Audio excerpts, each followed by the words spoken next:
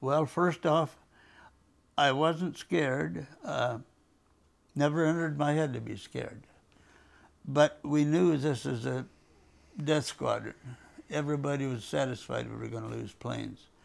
When we got to Kwajalein, we come in from the north, and here's this big atoll with water in the lagoon and ships at the south end. And we started down our run, and about that time, one of their ships started going, the only opening was to the west.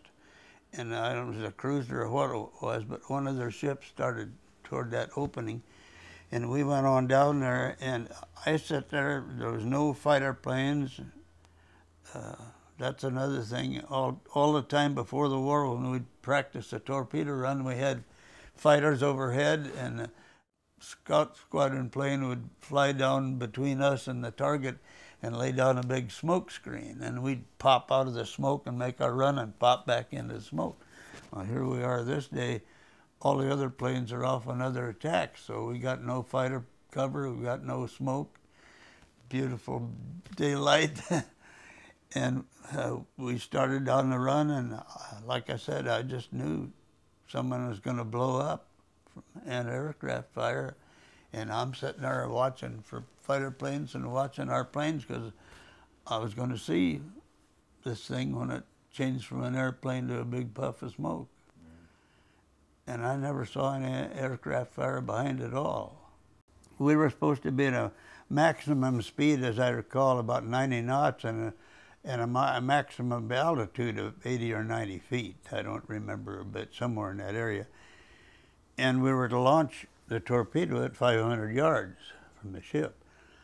But Mr. Rombach was so dead set on getting that ship that we went much closer. I don't know what, I bet it was 300 yards at the most. And when he finally dropped, we were so close to the ship that he didn't dare pull up, because he'd showed the belly of the plane to all our gunners. So he swung to port and dropped down in the water, and we went under the bow of that ship, just above the water. And we come out on the other side. I looked up, and the Jap on a machine gun up on the deck was turning it around, and I sprayed him with my single 30 to discourage him. And we got on out there a ways, and Mr. Rombach got looking around, and he counted 6 planes. And boy, that was wonderful. We got 6 back out of 9, and he was really elated. That was so good. And I don't think it was just a few minutes later.